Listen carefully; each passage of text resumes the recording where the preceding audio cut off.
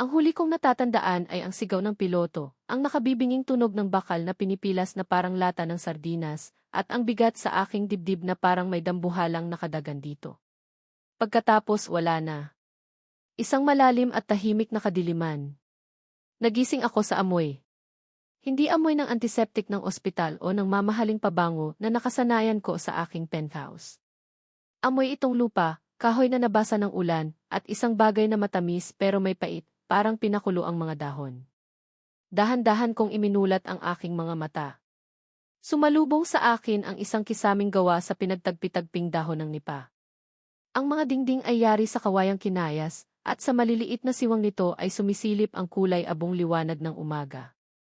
Nakahiga ako sa isang banig na nakalatag sa sahig na kawayan. Simple. Magaspang. At higit sa lahat, hindi pamilyar. Sinubukan kong bumangon. Doon ko naramdaman ang matinding kirot sa aking tagiliran at ulo. Napadaing ako. Kasabay ng kirot, naramdaman ko rin ang tali. Mahigpit na nakagapos ang aking mga kamay at paa sa mga poste ng maliit na kubo. Nasaan ako? Gulat. Pag-aalala. At unti-unting galit. Sinong nandyan? Sigaw ko. Garalgal ang boses ko, tuyo ang lalamunan. Pakawalan niyo ako. May kumuha ba sa akin? Kidnapping to. Alam niyo ba kung sino ako? Walang sumagot. Tanging ang lagaslas lang ng malakas na ulan sa labas at ang paminsan-minsang kulog ang aking naririnig. Sinubukan kong kalagin ang tali. Gawa ito sa abaka, makunat at matibay. Bawat galaw ko, humihigpit lang ito at nagdudulot ng gasgas sa aking mga pulso. Hello! May tao ba? Sigaw ko ulit, mas malakas na ngayon. Hindi ito nakakatuwa. Babayaran ko kayo. Double. Triple. Sabihin niyo lang ang presyo ninyo. Ilang sandali pa nang nakabibinging katahimikan nang bumukas ang isang maliit na pinto na gawa rin sa kawayan. Pumasok ang isang babae. Hindi siya ang tipo ng kidnapper na nasa isip ko. Payat siya, katamtaman ang taas, at nakasuot ng simpleng duster na kupas na ang kulay. Ang itim niyang buhok ay nakapusod lang ng basta-basta, at may ilang hibla na kumawala at dumikit sa kanyang noong pinagpapawisan. Nakapaalang siya. Sa kanyang mga mata walang takot o kasamaan. Sa halip may nakita akong pagod at inis. Dala niya ang isang mangkok na umuusok. Maingat niya itong ipinatong sa isang maliit na bangkito sa tabi ng aking higaan. Hindi siya tumitingin sa akin. Parang isa lang akong kasangkapan sa loob ng kubo. Sino ka? Tanong ko, pilit pinatitigas ang boses kahit na nanghihina ang buong katawan ko. Anong kailangan niyo sa akin? Pera. Sabihin mo sa amo mo, kaya kong ibigay. Ngayon din ni. Doon lang siya tumingin sa akin. Tinaasan niya ako ng kilay. Amo. Wala akong amo. Ang boses niya ay kalmado, pero may talim. At wala akong kailangan sa'yo. Kumain ka. Ligtas ka rito. Ligtas? Napahalakhak ako ng mapakla. Nakatali ako sa ganitong klaseng lugar na mukhang babagsak anumang oras, tapos sasabihin mong ligtas ako. Anong klaseng laro to? Hindi siya sumagot. Kumuha siya ng isang basahan at pinunasan ang mga gilid ng mangkok na natapunan. Lugaw. Amoy luya. Ang pagkain ng mga may sakit. Pakawalan mo ko, utos ko. Hindi mo alam kung sino ang kinalaban mo. Alam ko, sabi niya habang inaayos ang isang unan na puno ng mga tuyong dahon sa likod ng aking ulo. Ikaw si Inigo Vergara. Ang may-ari ng Vergara Land Holdings. Ang bilyonaryong bumagsak mula sa langit sakay ng kanyang bakal na tutubi. Natigilan ako. Paano niya nalaman? Nakita kita sa may bangin, pagpapatuloy niya, na para bang nabasa ang isip ko. Malapit sa talon. Ikaw lang ang nakaligtas. Patay na ang piloto mo ng datnan namin. Bumalik sa isip ko ang imahe ng nagkakagulong chopper, ang sigaw ni Mang Berto, ang piloto ko sa loob ng 5 taon. Isang matinding kirot ang gumuhit hindi lang sa aking tagiliran, kundi sa puso ko. Anong lugar to? Tanong ko, mas mahina na ang boses. Nasa Bundok Amori ka. Sana yon namin. Bundok Amori. Ang pangalan ay pamilyar. Ito ang lupain na balak bilhin ng kumpanya ko. Ito ang dahilan kung bakit ako lumipad sa gitna ng bagyo. Kailangan kong makaalis dito, sabi ko, pilit na bumabangon. Kailangan kong tumawag. Nasaan ang telepono ko? Ang gamit ko? Wala, simpleng sagot niya. Puro abo at basag na piraso na lang ang natira sa'yo. Maliban dito, may kinuha siya sa isang bayong sa sulok. Ang pitaka ko. Itim, gawa sa Italianong katad. Mukhang basahan na ngayon, puno ng putik. Salamat, sabi ko, may bahid ng pag-asa. May mga card ako dyan. Pwede mo bang dalhin yan sa pinakamalapit na bayan? I-report mo sa pulis na buhay ako. May reward. Malaking reward. Tiningnan niya ang pitaka na para bang isa itong nakakadiring insekto. Hindi niya ito kinuha. Sa halip, tumalikod siya at nagsimulang mag-ayos ng mga botelya ng kung ano-anong halamang gamot sa isang maliit na estante. Hoy, kinakausap kita. Sumidhi na naman ang inis ko. Sino ba ang babaeng ito sa inaakala niya? Hindi mo ba narinig? Mayaman ako. Kayang-kaya kong bilhin itong buong bundok ninyo, pati na ang mga nakatira dito. Huminto siya sa kanyang ginagawa. Dahan-dahan siyang humarap sa akin, at sa pagkakataong ito, ang kaninang inis sa kanyang mga mata ay napalitan ng apoy. Una, sabi niya, dahan-dahan at mariin ang bawat salita, hindi lahat ng bagay na bibili ng pera mo, Ginoong Vergara. Pangalawa, hindi kami naghahanap ng gulo. Kung malalaman ng media na nandito ka, dadagsain kami ng mga usisero.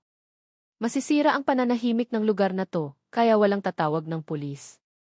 Walang aalis sa nayon. Ano? So, ano ng plano nyo? Itatago nyo ako rito habang buhay? Hostage taking 2. Pinoprotektahan ka lang namin. At ang aming komunidad, giit niya.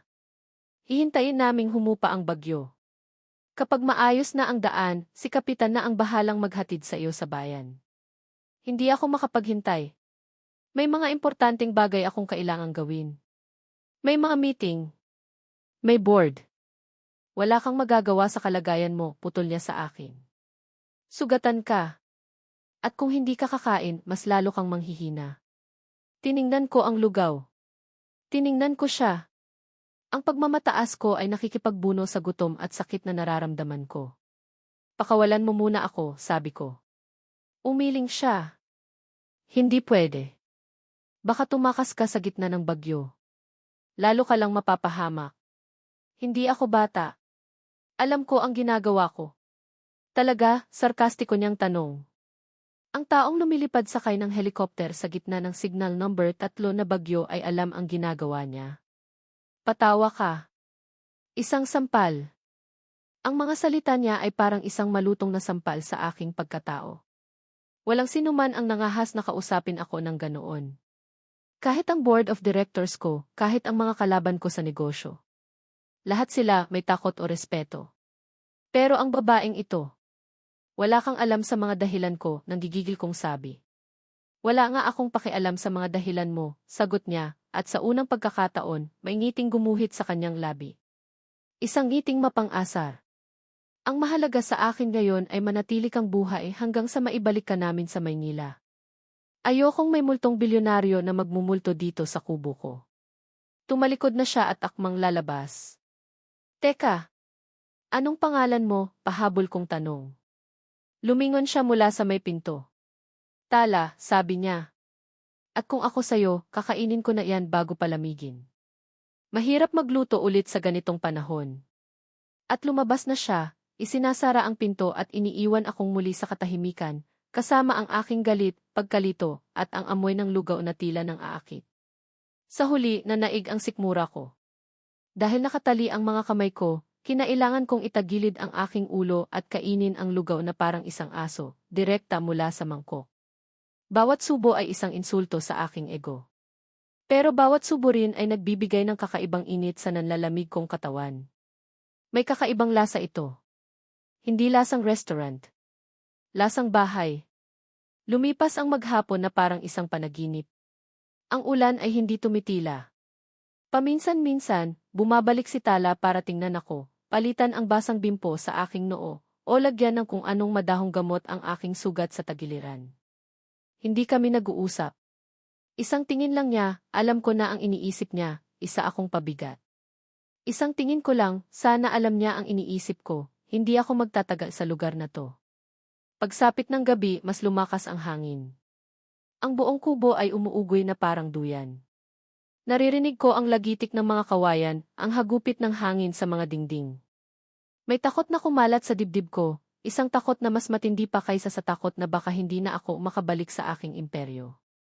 Ito ay isang primal na takot, ang takot na baka gumuho ang sinisilungan ko. Muling pumasok si Tala. Sa pagkakataong ito, may dala siyang gasera na nagbibigay ng nanginginig na liwanag sa buong silid. Kakalaga na kita, sabi niya, na ikinagulat ko. Pero huwag kang gagawa ng kahit anong kalokohan. Mas malakas ang bagyo ngayon. Delikado sa labas. Saan ako pupunta? Mapakla kong tanong. Sa gitna ng kawalan? Hindi siya umimik. Kinuha niya ang isang maliit na kutsilyo at pinutol ang mga tali sa aking mga kamay at paa. Sinubukan kong igalaw ang mga ito. Manhid at may mga pulang marka ng lubid. Dahan-dahan akong umupo. Nahilo ako. Inalalayan niya ako. Ang balat niya ay magaspang sa aking braso pero mainit. Kailangan nating magbantay, sabi niya habang umuupo sa sahig. Ilang talampakan ang layo mula sa akin. Isinandal niya ang kanyang likod sa poste. Malakas ang habagat. Minsan, may kasamang pagyanig ng lupa. Lindo. Tumango siya. Hindi naman laging malakas. Pero sapat na para magiba ang mga lumang bahay. Tiningnan niya ang kisam na may pag-aalala. Katahimikan. Tanging ang ugong ng hangin sa labas ang maririnig. Pinagmasdan ko siya sa nanginginig na liwanag ng gasera. May kung anong tapang sa kanyang mukha. Isang klaseng tapang na hindi nabibili o napag-aaralan sa mga business school. Ito ay tapang na hinulma ng bundok, ng mga bagyo, ng hirap.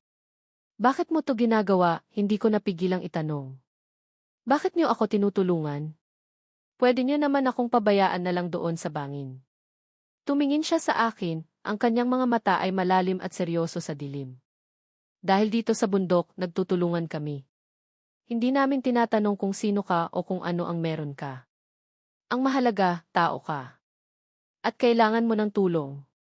Ang simpleng sagot niya ay tumama sa akin nang mas malakas pa kaysa sa pagbagsak ng helicopter. Sa mundo ko, lahat ay may kapalit. Bawat pabor, may katumbas na utang na loob. Bawat tulong, may nakatagong interes. Pero dito, hindi ko na natapos ang aking iniisip. Biglang yumanig ang lupa. Hindi ito isang simpleng pagyanig. Isang malakas, marahas na pag-uga. Ang mga botelya ng gamot sa estante ay nagbagsakan. Ang gasera ay tumumba at namatay ang apoy. Kadiliman. Narinig ko ang sigaw ni Tala. Yuko. Kasunod noon ay ang isang nakatutulig na tunog, ang tunog ng nababaling kawayan nang bumibigay ng mga poste. Bago pa ako makagalaw, naramdaman ko ang isang malakas na tulak mula sa kanya, kasabay ng pagbagsak ng isang bagay na mabigat at solid. Isang malakas na lagabog. Tapos, dilim. Kadiliman na mas mabigat at mas nakakatakot kaysa sa una. At sa ilalim ng mga guho ng kubo, ang tanging naririnig ko na lang ay ang mabilis na tibok ng sarili kong puso. Ang unang pumasok sa isip ko sa gitna ng kadiliman ay hindi ang yaman ko, hindi ang kumpanya, kundi isang pangalan. Tala. Tala, sigaw ko, pero alikabok at ubo lang ang lumabas sa bibig ko. May nakadagan sa aking mga binti, mabigat at magaspang. Ang hangin ay puno ng amoy ng basang lupa at nabaling kawayan. Dito lang ako, isang boses ang sumagot, malapit lang pala. Huwag kang gagalaw. Baka lalo kang maipit. Naramdaman ko ang paggalaw sa tabi ko, sinundan ng mahinang pag-ungol. Ayos ka lang, tanong ko, isang reaksyong hindi ko inaasahan mula sa sarili ko. Buhay pa naman, sagot niya, may halong pagod at kaunting pagbibiro sa tono. Mas matibay pa yata sa'yo ang kubo ko. Narinig ko ang pagkayod ng mga yero at kawayan. Maliit na siwang ng liwanag ang unti-unting lumitaw. Doon, sa kulay abong sinag ng umaga, nakita ko ang kanyang silweta, pilit na itinutulak ang mga guho. Sinubukan kong tumulong. Ginamit ko ang aking mga braso para itulak ang poste na nakadagan sa aking hita. Isang matinding kirot ang kumalat mula sa aking tagiliran at napasigaw ako ng mahina. Sabi ng "Huwag kang gagalaw", saway niya, pero walang talim ang kanyang boses. Ilang sandali pa, sa tulong ng liwanag na nagmumula sa labas, nakita kong nagtagumpay siyang gumawa ng mas malaking butas. "Kapitan! Dito po", sigaw niya papalabas. Maya-maya lang, may mga anino nang gumagalaw sa labas at narinig ko ang boses ng iba pang mga tao. Nagtutulungan nilang inalis ang mga nakapatong na piraso ng bubong at dingding. Ang unang mukhang nakita ko ay isang matandang lalaki na may makapal na bigote at kulubot na noo, si Kapitan Cardo siguro. Inalalayan nila akong makatayo. Nanginig ang aking mga tuhod. Puno ng putik at galos ang aking mamahaling pantalon na ngayon ay punit-punit na. Ang buong katawan ko ay parang binugbog. Nang lumingon ako, nakita ko si Tala na pinapagpagan ang kanyang duster. May kaunting dugo sa kanyang braso, pero tila hindi niya ito iniinda. Ang atensyon niya ay nasa wasak na kubo, ang tanging tahanan niya. May lungkot sa kanyang mga mata. "Pasensya na", sabi ko sa kanya. "Kasalanan ko to, kung hindi ako nandito." Tiningnan niya ako, umiling. "Hindi lindol ang kasalanan mo, Ginoo. Likas na iyan dito." Itinuon niya ang tingin sa mga kapitbahay. "Salamat sa tulong ninyo. Pasensya na sa abala." "Ano ka ba, Tala, walang anuman yon", sabi ng isang matandang babae. "Doon na muna kayo sa amin", tumuloy ni Cardo. "May bakante namang silid doon." Walang nagawa si Tala kundi tumango. At doon nagsimula ang aking paglalakbay bilang isang prinsipe sa putikan. Ang bahay ni Kapitan Cardo ay nasa kabilang dulo ng maliit na patag na bahagi ng nayon. 10 kubo lang yata ang naroon. Para makarating doon, kailangan naming tawirin ang isang daan na hindi na daan, kundi isang ilog ng malapot at mapulang putik. "Dahan-dahan lang", sabi ni Tala, nauna na siyang lumusong na parang sanay na sanay na. Ang putik ay halos umabot sa kanyang mga binti. Madulas pag mabilis. Tiningnan ko ang putik, pagkatapos ay ang aking mga paa. Wala na akong sapatos. Siguro ay naiwan sa bumagsak na helikopter o natabunan sa gumuhong kubo. Napabuntong hininga ako. Ito na siguro ang pinakamababang antas na narating ng buhay ko. Ang ihisi ng Vergara Land Holdings, lalakad ng nakapaa sa putik. Maingat kong ibinaba ang aking paa. Malamig. Malagkit. Dumikit ito sa aking balat na parang pandikit. Sa bawat hakbang, tila hinihigop ng putik ang aking mga paa pababa. Sa pangatlong hakbang, nawalan ako ng balanse. Naramdaman ko ang mabilis na paghawak ni Tala sa aking braso. Sabi ng dahan-dahan, ulit niya, pero ngayon ay may ngiti na sa kanyang labi. "Mukhang masanay ka sa carpet, ano? May mas malinis bang daan?" Reklamo ko, pilit na iwinawaksi ang putik na tumalsik sa aking mukha. "Wala nang iba. Ito ang highway dito sa Amori", sagot niya. "Walang negatibo 130 na susundo sa'yo rito, Ginoo. Hakbang lang ang pag-asa mo." Habang naglalakad kami, o mas tamang sabihing habang gumagapang kami sa putikan, hindi ko maiwasang pagmasdan siya. Ang bawat hakbang niya ay sigurado. Ang kanyang mga paa, bagamat payat, ay parang mga ugat na kumakapit sa lupa. Ako, na malaki ang katawan at nagbubuhat ng bakal sa ifig tuwing umaga, ay parang isang bagong silang na sanggol na natututong maglakad. Kahiya-hiya. Nakarating kami sa bahay ni Kapitan. Mas malaki ito at yari sa kahoy, hindi kawayan. May maliit silang beranda kung saan kami naghugas ng paa gamit ang tubig ulan na naipon sa isang malaking drum. "Pasok kayo, Iho, Tala", sabi ng asawa ni Kapitan, si Aling Nena. Naghanda ako ng mainit na kape. Sa salitang kape, biglang sumigla ang dugo ko. Isang bagay na pamilyar. Isang bagay na sibilisado. "Salamat po. Where's the malat, Gisa the way? I mean, pwede po bang may gatas?" Natahimik ang lahat. Si Aling Nena ay nagtatakang tumingin sa akin. Si Kapitan Cardo ay napakamot sa ulo. Si Tala naman ay napapikit na parang hiyang-hiya sa akin. "Anak", mahinahon niyang sabi, "walang Starbucks dito. Ang kape rito, galing mismo sa puno, binilad sa araw, sinangag sa kawali at dinikdik sa lusong." Itim at matapang. Huminga siya ng malalim. "Ito, kape ng bundok, halos kapait ng ugali mo." Narinig ko ang mahinang paghagikik ni Kapitan. Namula ang aking mukha. Sa halip na magalit, naramdaman ko ang hiya. Umupo kami sa kanilang maliit na hapagkainan. Ang inihain ay sinaing na kanin at tuyo. Ang kanin ay medyo hilaw sa gitna. Napangiwi ako ng mumuya. Pasensya na sa kanin, iho, sabi ni Aling Nena. Mahirap tantiyahin ang apoy sa kalan pag maulan. Nag-iiba ang hangin. Pinilit kong humiti. Ayos lang po. Masarap po. Isang kasinungalingan. Pero nang tingnan ko si Tala, nakita ko siyang kumakain ng may gana, parang ito na ang pinakamasarap na pagkain sa buong mundo. Inubos niya ang kanyang bahagi. Kinuha niya pa ang tutong sa ilalim ng kaldero at kinain iyon ng may ngiti. May kung anong kumurot sa dibdib ko. Ito ang buhay nila. Simple, mahirap pero parang kontento sila. Samantalang ako, isang kagat lang sa hilaw na kanin, gusto ko nang magreklamo. Pagkatapos ng almusal, iginiit ni Tala na tingnan ang sugat ko. Dinala niya ako sa isang maliit na silid kung saan may isang papag na kawayan.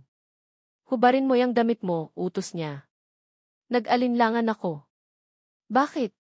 Tinaasan niya ako ng kilay. Aanhin ko naman yung katawan mo. Titingnan ko yung sugat mo sa tagiliran. Baka na-impeksyon na yan sa putik kanina. Walang pagpipilian, hinubad ko ang aking maruming polo shirt. Malamig ang hangin na dumampi sa aking balat.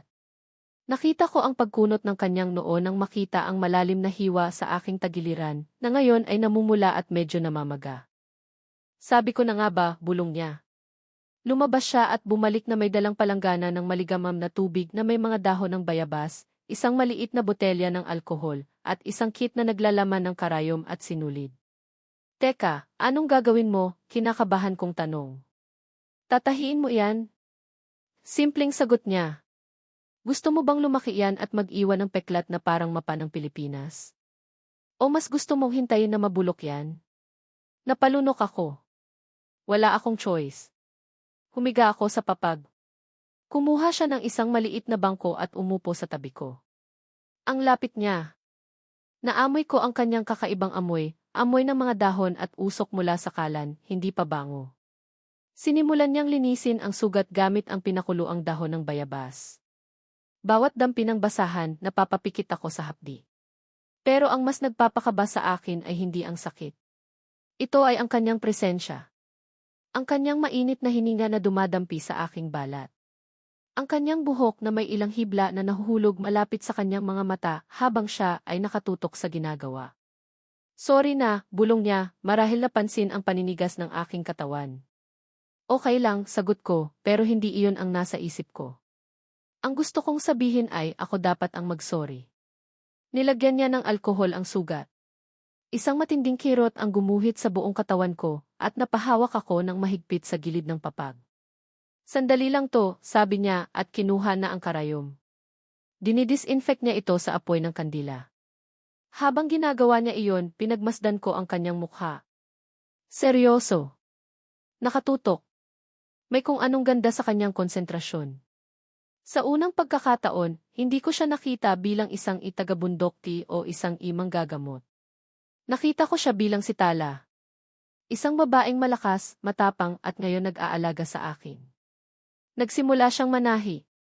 Bawat tusok ng karayom, napapangiwi ako. Pero may kung anong bahagi sa akin na ayaw itong matapos. Ang sakit ay nagpapaalala sa akin na buhay ako, at ang kanyang pag-aalaga ay nagpapaalala sa akin na hindi ako nag-iisa. Para akong isang pasyenteng may malubhang karamdaman na sa wakas ay natagpuan ang tanging lunas. Ayan, bulong niya matapos ang ilang tila walang katapusang minuto. Huling tahi. Nang hilahin niya ang huling sinulid at putulin ito, napabuntong hininga ako, hindi lang dahil sa ginhawa na tapos na ang sakit, kundi dahil sa pagtatapos ng sandaling iyon. Maingat niyang tinakpan ng malinis na gasa ang sugat. Ang mga daliri niya ay bahagyang dumampi sa aking balat, at isang kuryente ang gumapang sa aking buong katawan.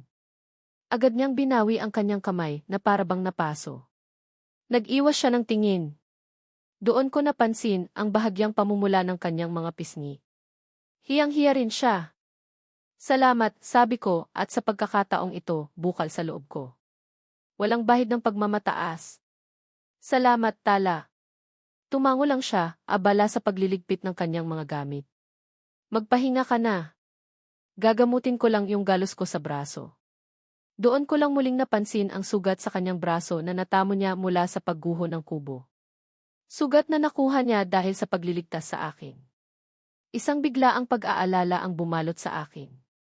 Teka, ako na. Tiningnan niya ako na parang nababaliw. Marunong ka? Hindi, pag-amin ko. Pero kaya kong magbuhos ng gamot dyan. O maglagay ng band-aid kung meron ka. Isang maliit na ngiti ang sumilay sa kanyang labi. Ang unang totoong ngiti na ibinigay niya sa akin. Wag na. Sanay na ako. Matulog ka na, prinsipe. Marami ka pang putik na susuungin bukas. At lumabas na siya ng silid, iniwan akong nakahiga, nakatitig sa kisaming kahoy, pinakikinggan ang tibok ng aking puso na mas mabilis pa kaysa kanina habang tinatahi ang aking sugat.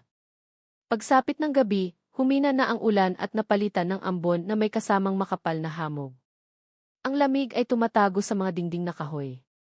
Nagparating si Aling Nena ng mainit na salabat at umupo kaming lahat sa paligid ng kalan sa kusina kung saan may nagbabagang uling. Ang dapay. Si Kapitan Cardo ay nagkukwento tungkol sa mga dati pang bagyo na kanilang naranasan. Si Aling Nena ay naghihimay ng mais. Ako naman ay tahimik lang na nakaupo sa isang maliit na bangkito, hawak ang aking baso ng salabat, pinagmamasdan ang apoy. Si Tala ay nasa tabi ko, tahimik din, nakatingin sa kawalan sa labas ng bintana. Ang hamog ay napakakapal na parang puting ulap na bumaba sa lupa, nilalamon ang lahat maliban sa maliit at mainit na espasyo namin sa loob ng kusina. Tala, basag ko sa katahimikan sa pagitan namin. Lumingon siya. Sorry. Hindi siya sumagot agad. Hinintay niya akong magpatuloy. Sorry sa lahat, sabi ko, mas mahina na ngayon. Sa pagiging arugante ko. Sa mga sinabi ko. Mali ako. Tinitigan niya ako ng matagal na para bang sinusuri kung totoo ang mga salita ko. Bakit bigla kang nagbago ng isip? Tanong niya, hindi galit pero mausisa. Nakita ko kung paano kayo dito. Sabi ko, nahihirapang hanapin ang mga tamang salita. Ang pagtulong ninyo. Yung kubo mo nasira dahil sa akin. Umiling siya. Hindi nasira ang kubo dahil sa'yo. Nasira ito dahil lumana at malakas ang lindol. Itatayo ko ulit. Hindi. Tutulong ako. Babayaran ko ang lahat. Doon, bumalik ang talim sa kanyang mga mata. Ginoong Vergara, hindi lahat ng bagay ay kayang ayusin ng pera. Ang kubo ay hindi lang basta bahay. Ako at ang tatay ko ang nagtayo noon. Bawat kawayan, bawat tali may alaala. Hindi iyon kayang bayaran. Natahimik ako. Muli, isang sampal sa aking pagkatao. Pero sa pagkakataong ito, tinanggap ko. Tama siya. Kung ganoon, sabi ko, hayaan mo akong tumulong sa pagtatayo. Gamit ang mga kamay ko. Tiningnan niya ang mga kamay ko, malinis, malambot kahit may ilang galos na. Mga kamay na sanay lang humawak ng ballpen at pumirma ng mga tseke. Napangiti siya ulit ng mapang-asar. CJ, tingnan natin kung ilang araw kang tatagal. Bumalik kami sa katahimikan pero iba na ngayon. May pagtanggap na. May pag-unawa. At sa gitna ng lamig ng hamog na pumapalibot sa amin, may kakaibang init na nagsimulang mamuo sa pagitan naming dalawa. Kinabukasan, himala, sumikat ang araw. Ang mga ibon ay nag-aawitan na para bang walang bagyong dumaan. Ang buong nayon ay nabalot sa gininto ang liwanag. Nasa sala kami, nag-aagahan ng mas maayos ng sinaing at itlog na maalat, nang buksan ni Kapitan Cardo ang kanyang lumang radyo na debaterya. Tingnan natin kung may balita na tungkol sa mga kalsada, sabi niya habang pinipihit ang dial static. Pagtatangka. Static ulit. Hanggang sa may narinig kaming boses ng isang news anchor. Nananatiling sarado ang mga pangunahing kalsada sa probinsya dahil sa mga natumbang puno at landslide. Samantala, patuloy pa rin ang search and rescue operations para sa nawawalang bilyonaryo na si Inigo Vergara. Napatingin kaming lahat sa radyo. Napahinto ako sa pagsubo. Ayon sa pamilya Vergara, huling namataan ang helicopter na sinasakyan ng business tycoon sa may bahagi ng kabundukan ng Sierra Madre. Nag-aalok na ngayon ang pamilya, sa pangunguna ng ina nitong si Doña Beatriz Vergara, ng pabuya na 10 milyong piso. Ulitin ko, 10 milyong piso para sa sinumang makakapagbigay ng impormasyon na magtuturo sa kinaroroonan ni Inigo Vergara, buhay man o patay. 10 milyong piso. Ang halaga ay lumutang sa hangin na parang multo. Nalaglag ang panga ni Aling Nena. Nanlaki ang mga mata ni Kapitan Cardo. Ang tingin nilang dalawa ay napunta sa akin, puno ng pagkamangha at hindi makapaniwalang pagtataka. Para akong naging isang malaking tropeo na bigla na lang nagkapresyo. Pero hindi ang reaksyon nila ang pinansin ko. Ang mga mata ko ay nakatuon kay Tala. Nakatayo siya malapit sa bintana, hawak ang isang basong walang laman. Nakatitig siya sa akin. Ang init na namuo sa pagitan naming kagabi ay biglang naglaho na parang hindi kailanman umiral. Ang kanyang mukha ay walang emosyon, isang blankong pader. Pero ang kanyang mga mata sa kanyang mga mata, may nakita akong bumagsak. Hindi ito galit. Hindi takot. Ito ay pagkadismaya. Ang koneksyon na nagsisimula pa lang naming buuin, ang manipis na sinulid ng tiwala, ay biglang pinatid ng bigat ng 10 milyong piso. Ako ay hindi na si Inigo, ang lalaking tinahi niya ang sugat at pinagsabihan dahil sa hilaw na kanin. Ako na ulit si Inigo Vergara, ang bilyonaryo. Isang walking cash prize. Isang problema. Ang dating kalmadong umaga ay napuno ng ingay ng static mula sa radyo, at sa likod ng bahay, ang lumang antena na gawa sa kawayan ay bahagyang kumikislap sa sikat ng araw, isang senyales. Isang senyales na ang mundo ko, ang magulo at maingay kong mundo, ay paparating na para bawiin ako. At sa pagitan ng mundong iyon at ng tahimik na paraisong ito, ay si Tala, na ang mga mata ay nagsasabing huli na ang lahat. Ang 10 milyong piso ay parang isang makapal na pader na biglang itinayo sa pagitan namin ni Tala. Ang mga ngiti, ang mga asaran, ang init ng salabat sa dapay, lahat ay tila nalibing sa ilalim ng bigat ng perang iyon. Hindi na niya ako tiningnan. Ibinaling niya ang kanyang atensyon sa labas, sa mga puno, sa bundok, kahit saan, basta hindi sa akin. Alam ko ang ibig sabihin ng katahimikan niya. Ako na ulit ang tagalabas. Ang dayuhan. Ang banta. 10 milyon ni. Bulong ni Aling Nena, ang mga mata ay nanlalaki pa rin. Kapitan, naririnig mo ba iyon? Pwede na nating ipaayos ang bubong ng barangay hall. Makakabili na tayo ng gamot para sa lahat. Napatingin si Kapitan Cardo sa akin pagkatapos ay kay Tala. May pag-aalinlangan sa kanyang mukha. Malinaw na nagtatalo ang pangangailangan ng kanyang komunidad at ang pangako niyang panatilihin ang katahimikan. Tala, sabi ko, tumatayo. Hindi ganyan kasimple. Simple lang naman talaga, sagot niya, hindi pa rin lumilingon. Ang boses niya ay malamig na parang hangin sa madaling araw. Malaki ang halaga mo. Paniguradong darating sila.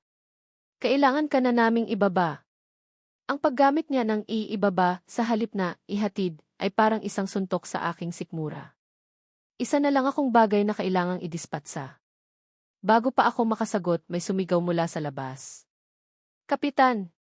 Kapitan! May mga sundalo sa may paanan ng bundok. May mga helicopter na paparating. Nagkatinginan kaming lahat. Ang rescue team. Mabilis pa sa inaasahan ko. Sila na yan, sabi ni Kapitan, tumatayo na rin. Tala, iho, maghanda na kayo. Mukhang ito na ang sundo mo. Lumabas kami sa beranda. Sa malayo, sa ibabaw ng luntiang mga puno, nakita namin ang dalawang itim na tuldok sa kalangitan, papalapit. Ang tunog ng kanilang ilisi ay unti-unting lumalakas, sinisira ang payapang tunog ng gubat. Para silang mga dambuhalang ibon ng bakal na handang manila. Naramdaman ko ang pag-urong ni Tala palayo sa akin. Ang ingay na iyon, ang simbolo ng aking mundo, ay isang bagay na kinasusuklaman niya. Ilang oras ang lumipas. Ang buong nayon ay nagkagulo. Ang mga sundalo, kasama ang ilang nakasibilyan na rescue personnel, ay umakyat. Nag-set up sila ng isang command post malapit sa wasak na kubo ko, ang pinakahuling lokasyon ko raw ayon sa jets ng chopper bago ito bumagsak. At kasama nila dumating si Mateo. Ang aking best friend at personal na abogado. Nakasuot siya ng mamahaling hiking gear na mukhang hindi pa nagagamit kailanman. Nang makita niya ako, punit-punit ang damit, puno ng putik, at may tahi sa tagiliran, nanlaki ang kanyang mga mata. Inigo. Diyos ko, buhay ka, sigaw niya, at niyakap ako ng mahigpit. Napangiwi ako sa sakit ng sugat. Akala namin wala ka na. Ang tita mo, halos himatayin na sa pag-aalala. Ayos lang ako, Matt, sabi ko, tinatapik ang likod niya. Sila ang nagligtas sa akin. Itinuro ko si Tala at si Kapitan Cardo na nakatayo sa di kalayuan, pinagmamasdan ang eksena na parang mga estranghero sa sarili nilang tahanan. Lumapit si Mateo sa kanila. Maraming salamat sa inyo, sabi niya, inilalabas ang kanyang wallet. Hindi ko alam kung paano kayo pasasalamatan. Ang pamilya Vergara ay mighty. Itago mo na yan, sir, putol ni Kapitan Cardo, may dignidad sa kanyang boses. Tungkulin naming magtulungan dito. Ngumiti si Mateo, isang ngiting pang-abogado, magalang pero may kalkulasyon. Naiintindihan ko po. Pero tatanggapin niyo sana itong munting tulong mula sa amin. Para sa komunidad. Pero hindi ang alok ni Mateo ang nakakuha ng atensyon ng mga taga-nayon na nagsisimula ng magkumpol-kumpol. Ang atensyon nila ay nasa isang folder na dala ng isa sa mga kasama ni Mateo, isang lalaking naka-Amerikana sa gitna ng gubat. Sir, ito po yung mga papeles na pinadadala ni Doña Beatriz, sabi ng lalaki kay Mateo, iniabot ang asul na folder. Kinuha ito ni Mateo. Binuklat. Ang proposal para sa Amori. Amori. Ang pangalan ng bundok. Ang pangalan na nagpatindig ng balahibo ko. Narinig ni Aling Nena ang usapan. Proposal. Anong proposal yan, Hijo? Usisa niya, lumalapit. Ngumiti si Mateo. Tita. Aling Nena, tama po. Ito po ang development plan ng Vergara Land Holdings para sa lugar na ito. Matagal na po itong pinag-aaralan. We're planning to acquire a portion of the mountain para sa isang-isang proyekto. Anong proyekto? Tanong ng isa pang taga-nayon. Nag-alinlangan si Mateo. Tumingin siya sa akin, humihingi ng permiso. Umiling ako. Wag ngayon, matwag dito. Pero huli na. Isa sa mga papel ang aksidenteng nahulog mula sa folder. Pinulot ito ng isang binatilyo. Isang blueprint. At sa itaas nito, sa malalaking letra, nakasulat ang mga salitang ikinagimbal ng lahat. Amori Gold Mining Project, Proposed Site Plan. Mining. Pagmimina. Ang salita ay kumalat sa mga tao na parang apoy sa tuyong damuhan. Bulungan. Pagtataka. At unti-unting galit.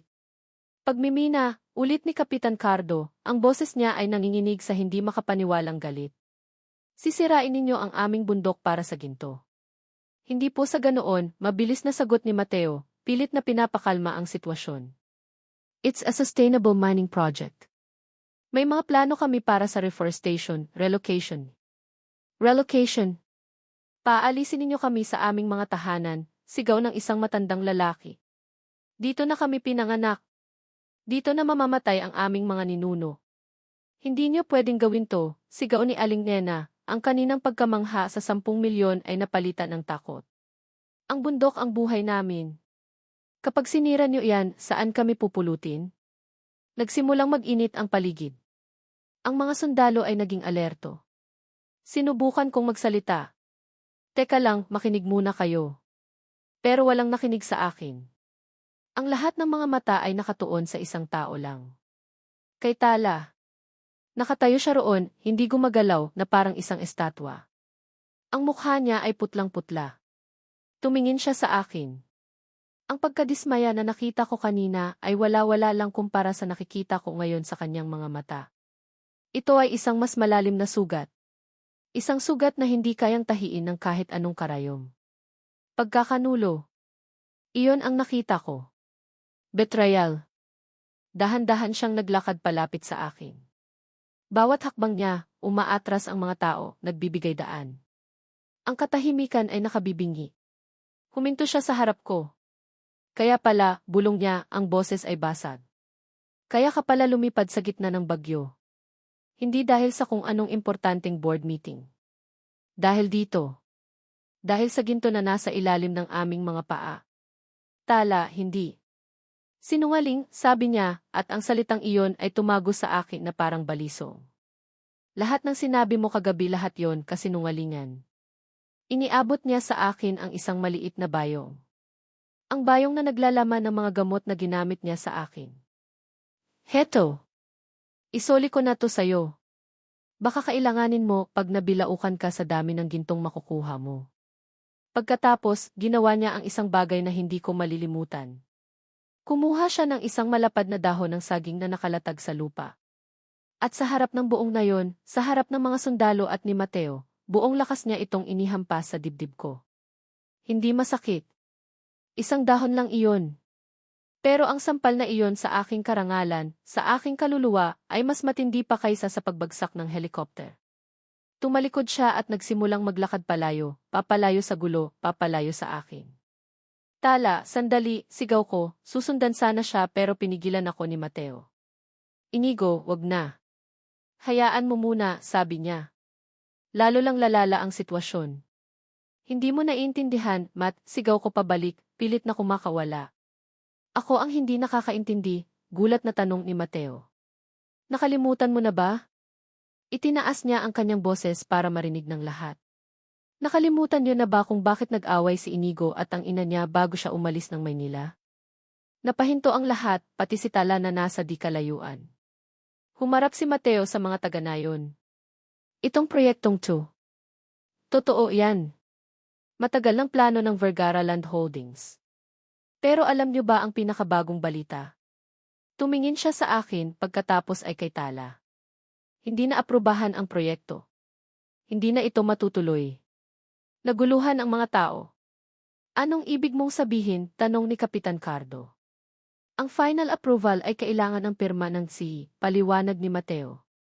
At sa huling board meeting bago pa man bumagsak ang chopper mismong si Inigo ang tumutol. Siya mismo ang humarang sa sarili niyang proyekto.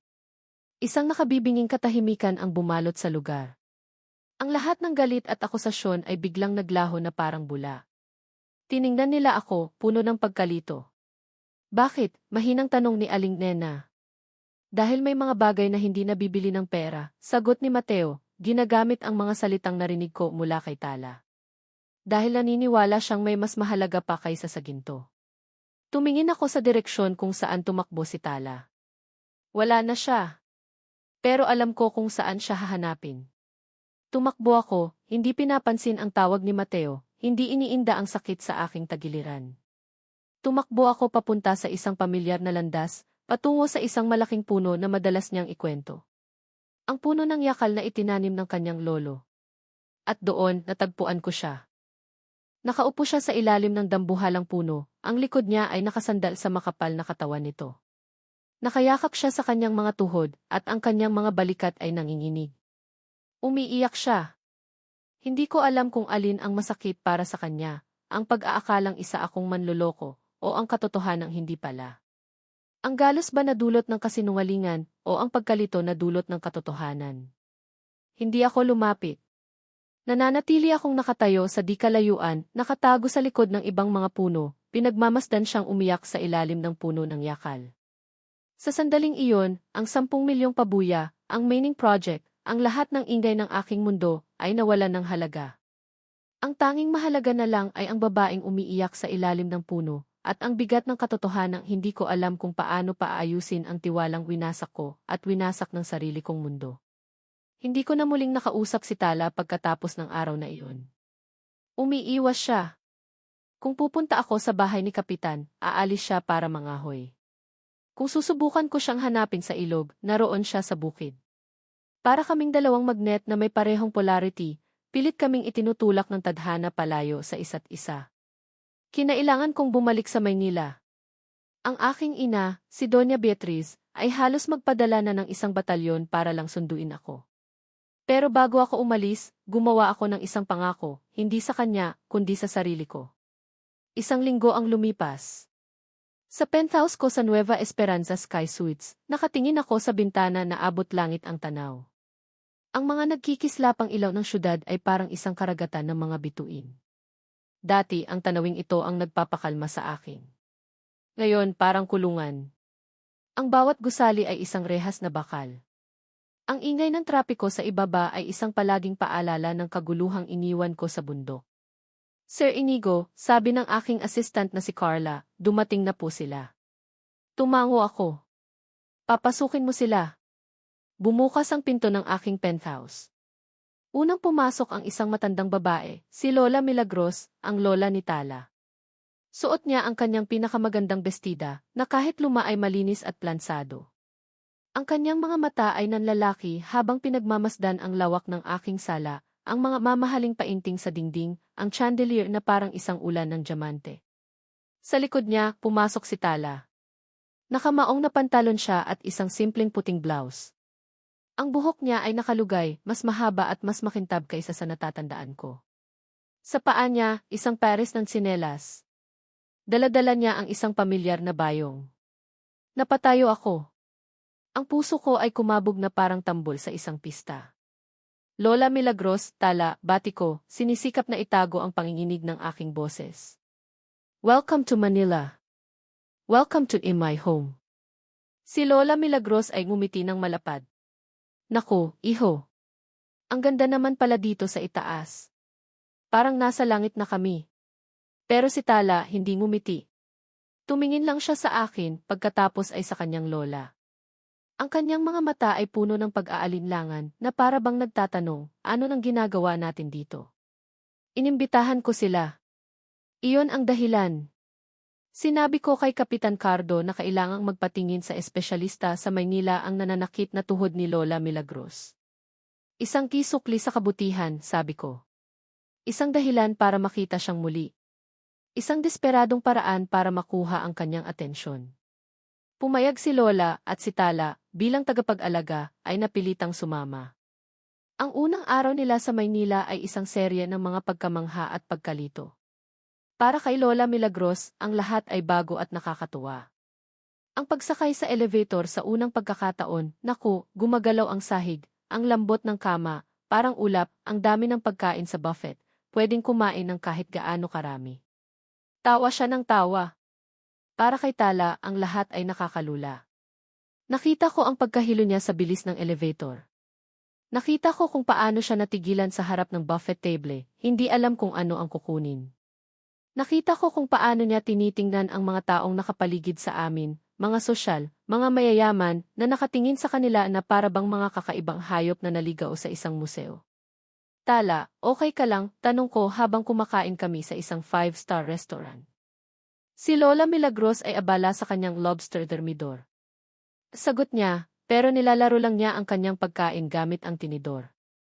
Hindi lang ako sanay. Masasanay ka rin. Tumingin siya sa akin. Hindi ko gustong masanay. Ang mga salitang iyon ay tumama. Hindi niya gustong maging bahagi ng mundong ito. At habang pinagmamasdan ko siya, na napapaligiran ng ginto at kristal pero halatang hindi komportable, napagtanto ko, inilayo ko siya sa kanyang paraiso at dinala sa aking gininto ang kulungan. Ang pinakamasamang sandali ay dumating ng hindi inaasahan. Nasa lobby kami ng hotel, pabalik sa penthouse, nang isang pamilyar na boses ang tumawag sa pangalan ko. Inigo, darling. Napalingon ako. Si Celine Ariola. Ang aking ex-fiance. Ang babaeng iniwan ko ilang buwan bago ang aming nakatakdang kasal. Maganda siya, naka-Chanel mula ulo hanggang paa, at ang kanyang ngiti ay kasing tamis ng lason. Celine, bati ko, pilit nang umingiti. Anong ginagawa mo dito? Business meeting, sabi niya, ang kanyang mga mata ay mabilis na lumipat mula sa akin, patungo kina Tala at Lola Milagros. Tinaasan niya sila ng kilay. And who are these people? Ang paraan ng pagbigkas niya sa salitang people ay puno ng paghamak. Sila si Tala at ang lola niyang si Milagros, pakilala ko, hinawakan ang braso ni Tala para palapitin siya. Mga kaibigan ko mula sa probinsya. Oh, I see, sabi ni Celine. Ang kanyang tingin ay sinusuri si Tala mula ulo hanggang paa. Mula sa simpleng blouse, sa kupas na maong, hanggang sa tsinelas. Are you giving a tour? Naghahanap ka na ba ng bagong tourist attraction? Naramdaman ko ang paninigas ng katawan ni Tala sa tabi ko. Celine, that's enough, mariin kong sabi. What? I'm just curious, pagpapatuloy niya, hindi tinatantanan. She's very ethnic. Unique. Is this some kind of charity work you're doing now, Inigo? Trying to save the poor mountain folk. Sinabi ng tama na, tumaas ang boses ko. Ang mga tao sa lobby ay nagsisimula ng tumingin.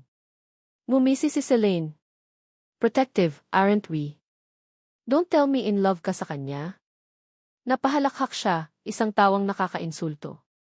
You're trading diamond for rock, darling. How pathetic. Get out, sabi ko, ang galit ay kumukulo sa aking dugo. Fine, sabi niya, itinaas ang kanyang mga kamay.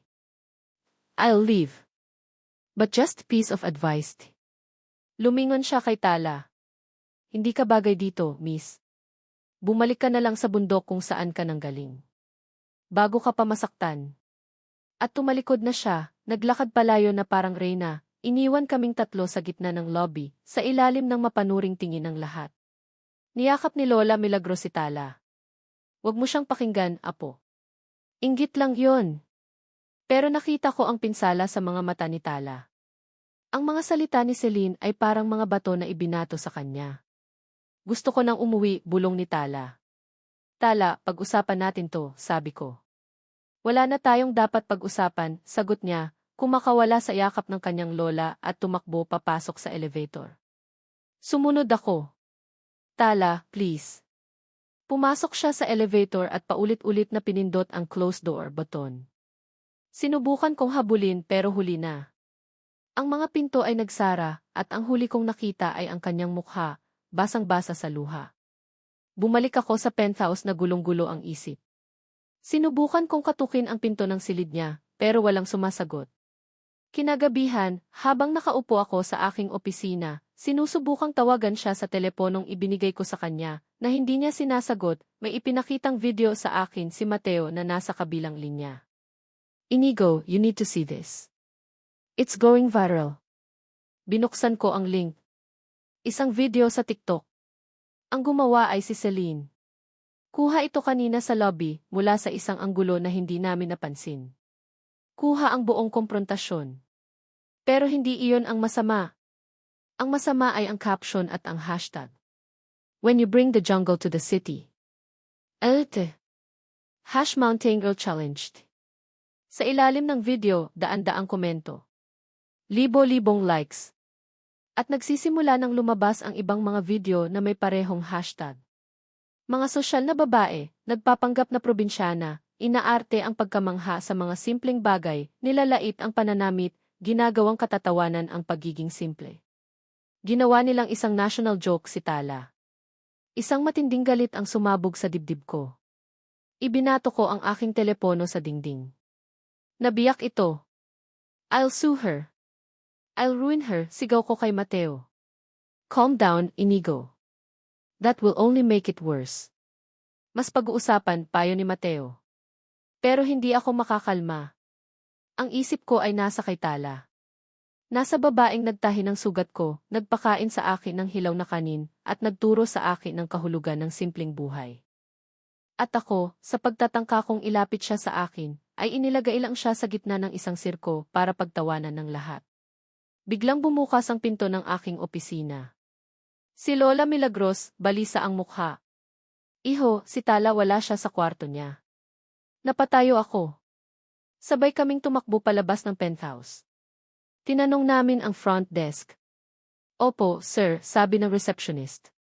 Kakababa lang po ni Miss Domingo, mga 10 minuto na po ang nakalipas. Dala po niya yung bayong niya. Saan siya nagpunta? Hindi po namin alam, sir. Lumabas lang po siya. Kasabay noon, kumulog ng malakas. At biglang bumuhos ang ulan. Isang tipikal na bigla ang buhos ng ulan sa Maynila. Tumatakbo akong lumabas ng lobby, hindi alintana ang basang-basa kong damit. Hinanap ko siya sa kalsada, sa mga nagdaraang taxi, sa mga taong nagkukumpulan sa ilalim ng mga silungan. Pero wala siya. Parang isang hamog na bigla na lang naglaho sa gitna ng syudad. Bumalik ako sa lobby, basang sisiw, talunan. Humarap ako sa hanay ng mga elevator, umaasang babalik siya. Umaasang isa lang itong masamang panaginip. Sa di kalayuan, sa kabilang dulo ng lobby, may isang elevator na pababa. Sandali itong bumukas. Sa loob, sa gitna ng maraming tao, nakita ko siya. Isang sulyap lang. Nakatingin siya sa akin. Ang kanyang mga mata ay blanko, walang buhay. Pagkatapos, dahan-dahang nagsara ang mga pinto.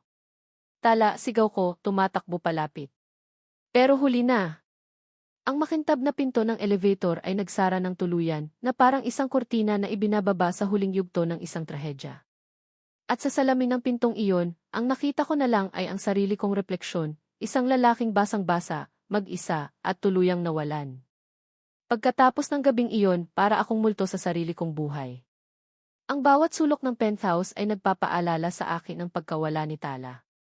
Ang kama kung saan natulog si Lola Milagros, ang mesa kung saan niya unang natikman ang lobster, ang elevator kung saan siya huling nakita, lahat ay mga sundang na tumutusok sa aking dibdib. Umuwi si Lola Milagros kinabukasan, mabigat ang puso. Sinubukan ko siyang pigilan, sinabing hahanapin ko si Tala, pero umiling lang siya. Hayaan mo na muna siya, iho. Ang sugat sa puso, hindi basta-basta nagagamot ng plaster. Kailangan niya ng panahon. Pero wala akong panahon. Bawat segundong lumilipas, lalong lumalalim ang sugat na nilikha ko. 2 linggo akong wala sa sarili. Pinabayaan ko ang kumpanya. Hindi ko sinasagot ang mga tawag ni Mateo, lalo na ng aking ina. Ang tanging ginawa ko ay magkulong, uminom, at paulit-ulit na tanungin ang sarili ko, saan siya nagpunta. Hanggang isang araw, nagdesisyon ako. Kung hindi ko siya mahahanap sa magulong mundo ko, pupuntahan ko siya sa mundo niya.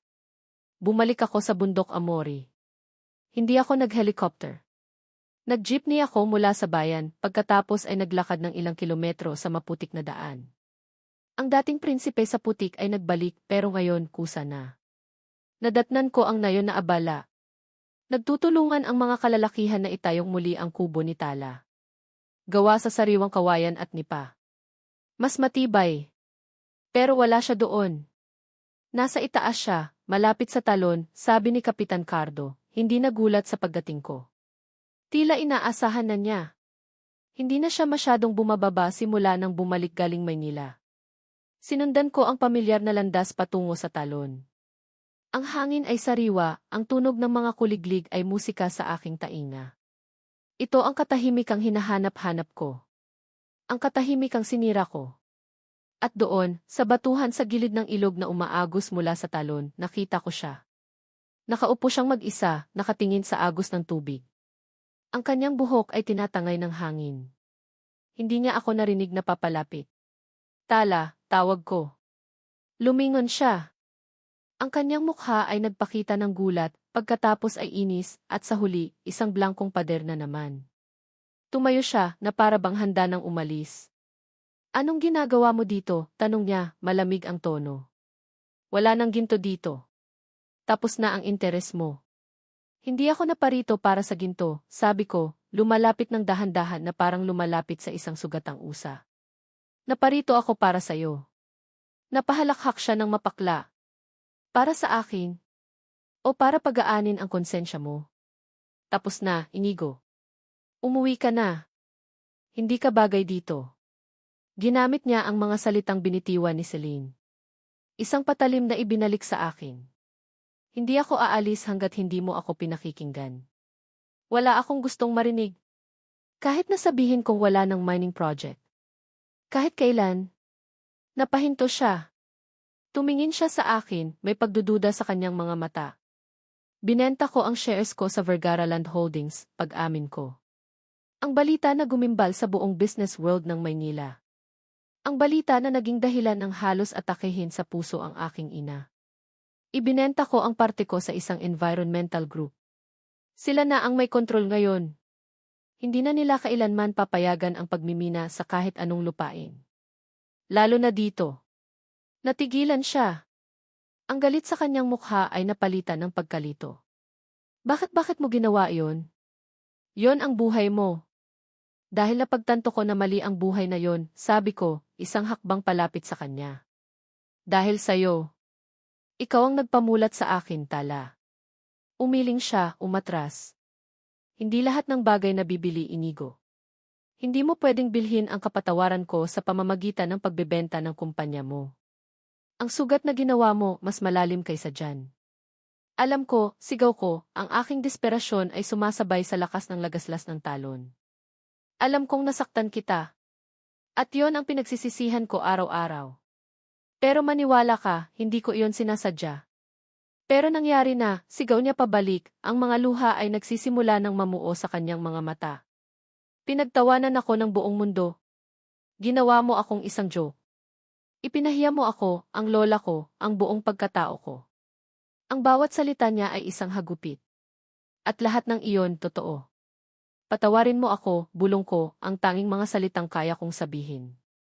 Tumalikod siya, pinupunasan ang kanyang mga luha. Umalis ka na. Please lang. Naglakad siya palayo sa akin, tinatawid ang isang lumang tulay na kahoy na nag-ugnay sa dalawang pampang ng ilog. Isang tulay na gawa sa dalawang troso at ilang tabla. Ang parehong tulay na madalas naming daanan noong nandito pa ako. Sumunod ako. Tala, hindi ako aalis. Tigas talaga ng ulo mo, sigaw niya, humarap sa akin sa gitna ng tulay. Ano pa bang gusto mo? Hindi ka ba kontento na sinira mo na ang buhay ko? Hindi ko sinira ang buhay mo. Minahal kita. Ang pag-amin ay lumabas sa aking bibig bago ko pa ito napigilan. Isang katotohanang matagal ko nang itinatago, kahit sa sarili ko. Natigilan siya. Natigilan ang buong mundo. Tanging ang agos ng ilog sa ilalim namin ang maririnig. Mahal, ulit niya, na parang isang salitang banyaga. Hindi mo alam ang kahulugan ng pagmamahal, Inigo. Ang pagmamahal ay hindi pananakit. Ang pagmamahal ay hindi kahihiyan. Kasabay ng kanyang mga salita, isang nakakatakot na tunog ang aming narinig. Isang malakas na lagiti. Ang tunog ng nababasag na kahoy. Napatingin kami sa aming mga paa. Ang isa sa mga trosong sinusuporta sa tulay, na marahil ay naging marupok dahil sa mga nakaraang ulan, ay nabiyak. Ang tulay ay biglang kumiling. Nawalan ako ng balanse. Ang aking mga kamay ay sumubok kumapit sa hangin. Narinig ko ang sigaw ni Tala. At pagkatapos, ang malamig na yakap ng rumaragas ang tubig. Ang agos ay malakas. Hinila ako nito pababa, ipinupog sa mga bato. Sinubukan kong lumangoy, pero ang sakit sa aking tagiliran ay bumalik ng may dobleng tindi. Ang aking mga baga ay naghahanap ng hangin. Nakakainom ako ng tubig. Ang mga mata ko ay nanlalabo. Ito na ba ang katapusan ko? Malulunod sa parehong ilog na nagbigay buhay sa nayon na minahal ko? Habang papalubog ako sa kadiliman, isang imahe ang lumitaw sa aking isipan. Si Tala. Ang kanyang mukha. Ang kanyang mga mata. Bigla may humila sa akin. Isang malakas na hila. May pumulupot sa aking dibdib. Isang lubid. Tumingala ako. Sa pampang, nakita ko si Tala, basang-basa, buong lakas na hinihila ang isang makapal na lubid na abaka. Ang kanyang mukha ay puno ng takot at determinasyon. Kumapit ka, sigaw niya, ang kanyang boses ay nanginginig. Huwag kang bibitaw. Sa tulong niya, at ng ilang mga taga-nayon na naalarma ng kanyang sigaw, nagawa kong makaahon sa pampang. Umuubo ako ng tubig, nanginginig sa ginaw at sa sakit. Dinala nila ako sa isang maliit na kuweba na malapit sa ilog para pansamantalang sumilong habang naghihintay na humupa ang takot ng lahat. Iniwan nila kaming dalawa. Ang ulan, na kanina ay ambon lang, ay biglang lumakas. Dumilim ang kalangitan. Nagtago kami sa lalim ng kuweba. Ang tanging liwanag ay nagmumula sa siwang ng pasukan. Nanginginig ako sa ginaw. Ang aking damit ay tumutulo. Ang sugat ko ay kumikirot. Hinubad ni Tala ang kanyang basang pang-itaas na damit at ipiniga ito. Naiwan siya sa kanyang sando. Hindi ko maiwasang mapatingin. Maihiya, pero mas nangingibabaw ang pasasalamat. Umupo siya sa tabi ko. Hindi sa sobrang lapit, pero hindi rin sa sobrang layo. Bakit mo ginawa yon? Tanong ko, ang boses ko'y paos. Sabi mo, umalis na ako. Pwede mo na akong hayaang malunod. Hindi siya sumagot agad. Nakatingin siya sa buhos ng ulan sa labas. Dahil dito sa bundok, sabi niya, inuulit ang mga salitang sinabi niya sa akin noon, nagtutulungan kami. Hindi namin tinatanong kung sino ka. Ang mahalaga, tao ka. Tumingin siya sa akin. At mahal kita. Ang pangalawang pag-amin. Pero ngayon, mula sa kanya. Ang mga salitang akala ko ay hinding-hindi ko na maririnig. Pagod na ako, tala, pag-amin ko, ang lahat ng aking pagtatanggol ay gumuho na. Pagod na ako sa mundo ko. Sa pera, sa kapangyarihan, sa mga kasinungalingan. Ang ingay hindi matapos-tapos. Dito lang, sa bundok na ito, sa piling mo, tumatahimik ang lahat. Lumapit siya. Ang kanyang kamay ay dahan-dahang dumampi sa aking pisngi. Ang init nito ay gumapang sa aking nanlalamig na balat. Kung totoo yan, bulong niya, ang kanyang hininga ay amoy ulan at lupa, bitawan mo na ang lahat. Binitawan ko na. Ang kumpanya, Lee. Hindi yon, putol niya. May isa pa. Ang huling tanikala na nag-ugnay sa'yo sa magulong mundo mo. Ang pangalan mo. Hindi ko naintindihan. Ang pagiging isang Vergara, paliwanag niya. Ang yaman, ang impluwensya, ang mga kaaway na kaakibat niyan. Handa ka bang talikuran ang lahat ng yon? Handa ka bang maging si Inigo na lang? Isang simpleng tao. Isang magsasaka dito sa Amori. Tinitigan ko siya. Ang kanyang mga mata ay seryoso, naghahanap ng katotohanan sa kaibuturan ng aking kaluluwa. Ito ang presyo. Ang presyong hindi kayang bayaran ng pera. Ang presyo ng kanyang kapatawaran. Ang presyo ng kanyang pag-ibig. Tumango ako. Handa ako. Isang mahabang katahimikan ang namagitan sa amin. Tanging ang patak ng ulan ang maririnig. Patunayan mo, sabi niya sa huli. Mula sa bayong nadala niya kanina na naiwan sa tuyong bahagi ng kuweba, may kinuha siyang isang bagay. Isang bagay na kumislap sa madilim na liwanag. Isang lumang balisong. Ang baka nito ay may kalawang na, ang puluhan ay gawa sa sungay ng kalabaw na may ukit. Pamilyar ito. Pamana to sa akin ni Ninong Apolinario, ang tatay ko, sabi niya, iniabot ito sa akin. Sabi niya, ibigay ko raw ito sa lalaking karapat-dapat. Ang lalaking mag-aalaga hindi lang sa akin, kundi sa aming lupa. Kinuha ko ang balisong. Mabigat ito sa aking palad. Mabigat sa mga simbolo at kahulugan. Bukas, bulong ni Tala, ang kanyang mga mata ay nakatitig sa akin, puno ng pag-asa at takot. Bukas, patunayan mo. At sa loob ng malamig at madilim na kuweba, habang ang mundo sa labas ay binubura ng ulan, naramdaman ko ang bigat ng kanyang hamon. Ang balisong sa aking kamay ay hindi lang isang kutsilyo. Ito ay isang kontrata. Isang pangako. At ang patunay na hinihingi niya ay ang buo kong pagkatao. Ang mga sumunod na araw ay parang isang panaginip. Ang ulan ay tumila at napalitan ng sikat ng araw na may dalang bagong pag-asa. Sa kauna-unahang pagkakataon, naramdaman ko ang tunay na kapayapaan. Nagsimula akong magpatunay. Gumigising ako bago pa man tumilaok ang mga manok. Sumasama ako kay Kapitan Cardo sa bukid para mag-araro, gamit ang kalabaw na mas matigas pa ang ulo kaysa sa akin. Ang mga kamay kong sanay sa keyboard at ballpen ay nagkaroon ng kalyo. Ang balat kong sanay sa aircon ay nasunog sa araw. Tinulungan kong itayo ang kubo ni Tala, ipinupukpok ang bawat pako, itinatali ang bawat piraso ng nipa. Sa gabi, pagod ako, pero ang pagod na iyon ay may kasamang kasiyahan. Isang pagod na may kabuluhan. At si Tala, pinagmamasdan niya ako. Mula sa malayo noong una. Pagkatapos, palapit ng palapit. Dinadalhan niya ako ng tubig. Pinupunasan niya ang pawis sa aking noo. Isang gabi, habang nakaupo kami sa labas ng bagong tayong kubo, sa ilalim ng kalangitan na puno ng mga bituin, hinawakan niya ang aking kamay. Walang salita. Isang simpleng hawak lang pero sapat na iyon.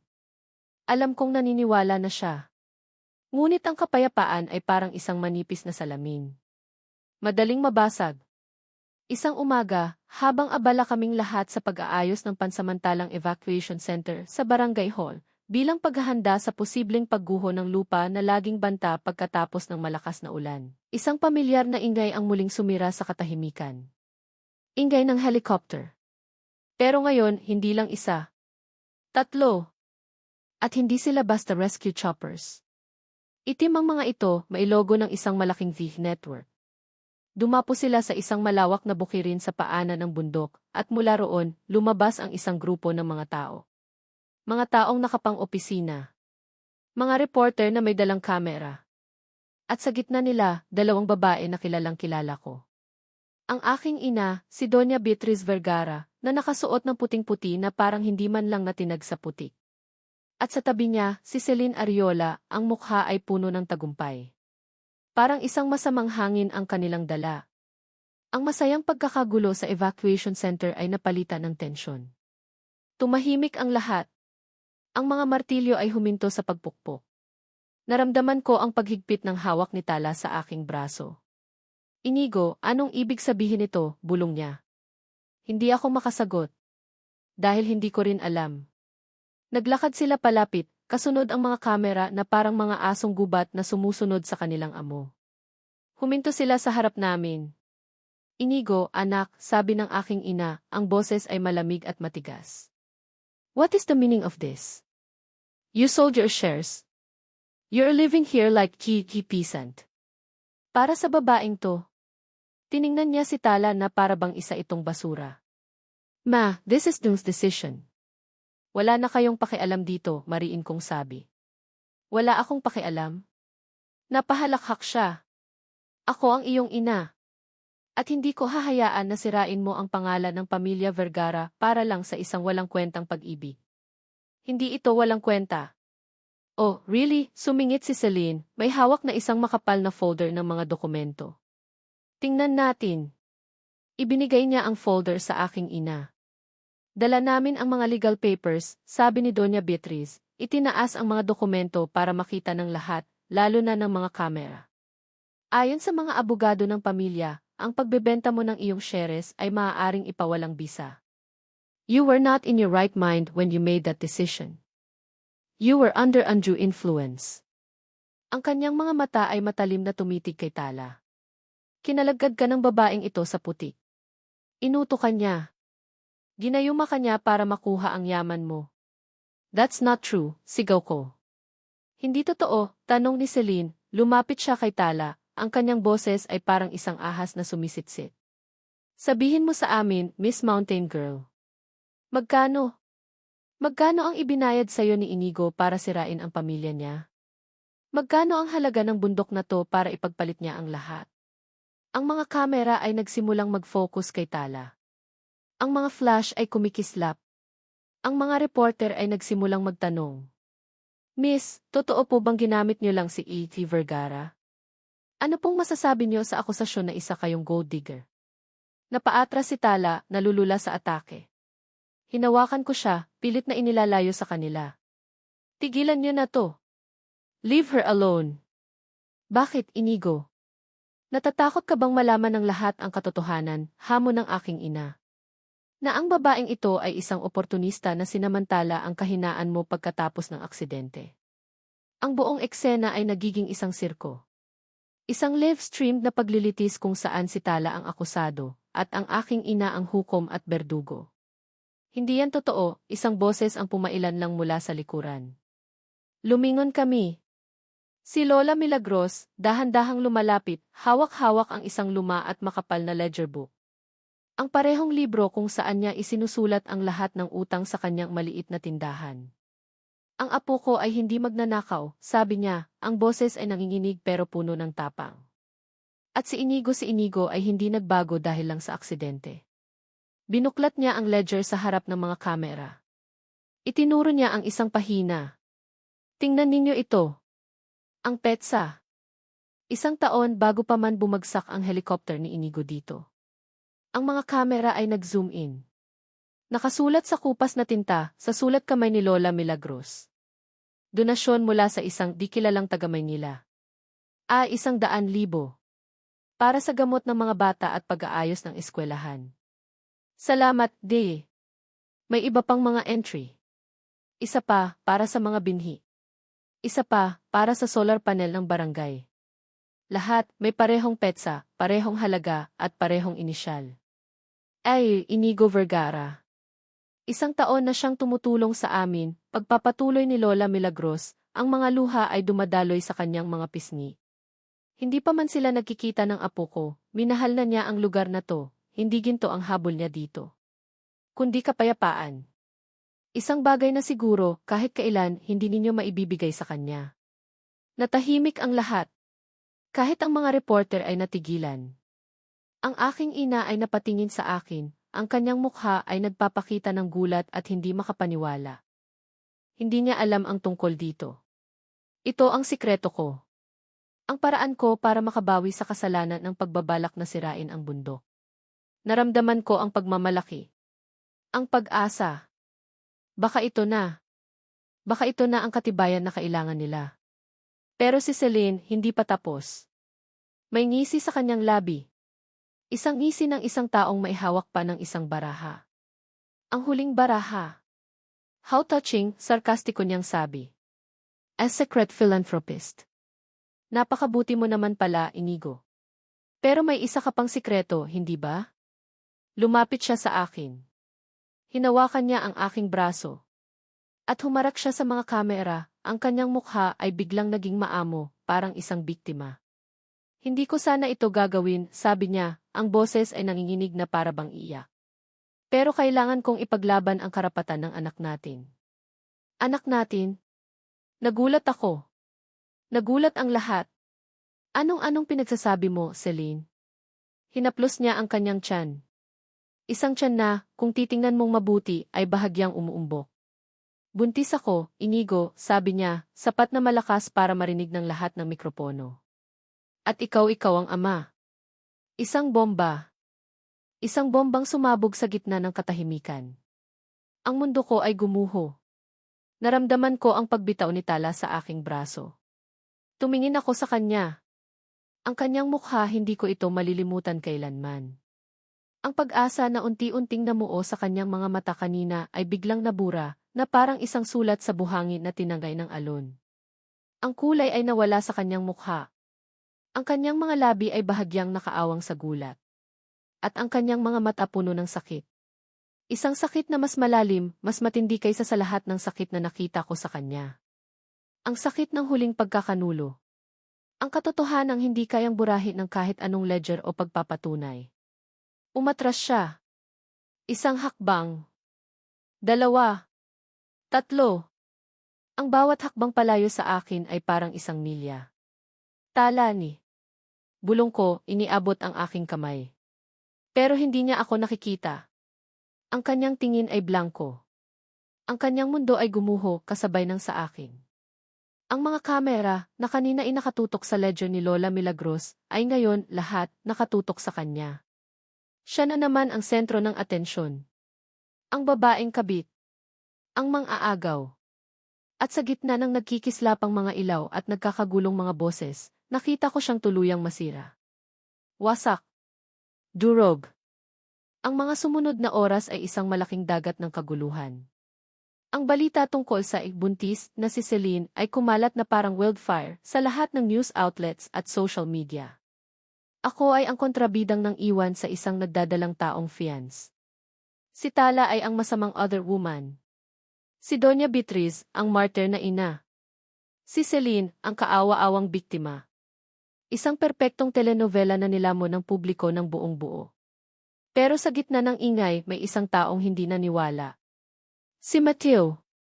Hindi ako naniniwala sa kanya, Inigo, sabi niya sa akin sa telepono, habang ako ay nakakulong sa bahay ni Kapitan Cardo, pinipilit na hindi masiraan ng bait.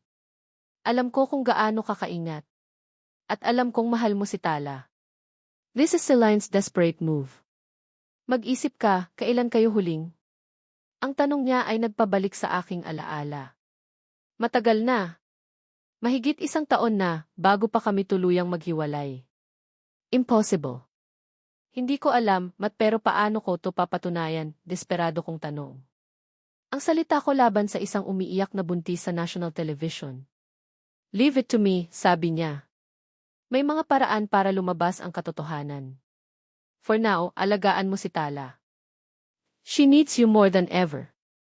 Pero paano ko siya aalagaan kung ayaw na niya akong makita? Simula nang sumabog ang balita, nagkulong si Tala sa bago niyang kubo at hindi na lumabas. Kahit si Lola Milagros, hindi niya pinagbubuksan. Ang katahimikan mula sa kanyang kubo ay mas nakabibingi kaysa sa lahat ng ingay ng media. 3 araw. 3 araw ng impyerno. Ang mga reporter ay nagkampo sa paanan ng bundok, naghihintay ng pagkakataon na makapanayam ang kikab. Ang aking ina at si Celine ay bumalik sa Maynila, iniwan ang gulo na sila mismo ang gumawa. Sa ika-4 na araw, isang helicopter ang muling dumating. Pero hindi ito itim. Puti ito, may logo ng isang kilalang ospital sa Maynila. Mula roon, bumaba si Mateo, may dalang isang selyadong brown envelope. Dumiretso siya sa evacuation center kung saan ako naroroon, kasama ang lahat ng mga taga-nayon na naghihintay sa resulta. Hindi na kailangan ng maraming salita. Binuksan ni Mateo ang envelope at inilabas ang isang papel. Test results, anunsyo niya, sapat na malakas para marinig ng lahat. Nakuha namin ang sample ni Celine mula sa isang wine glass na ginamit niya sa isang party last week. At ikinumpara namin sa sample mo, Inigo, na nakuha ko sa bahay mo. Huminga siya ng malalim.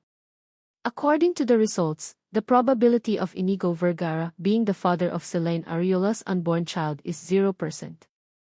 Isang buntong hininga ng ginhawa ang kumalat sa buong silid. At hindi lang yan, pagpapatuloy ni Mateo, may hawak na isa pang dokumento. Naimbestigahan din namin. Si Celine ay may relasyon sa isang kilalang politiko. Isang politikong kasal na. Sila ang may-ari ng tunay na telenovela. Ang katotohanan.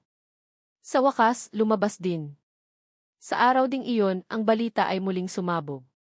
Ngayon, si Celine na ang kontrabida. Ang sinungaling.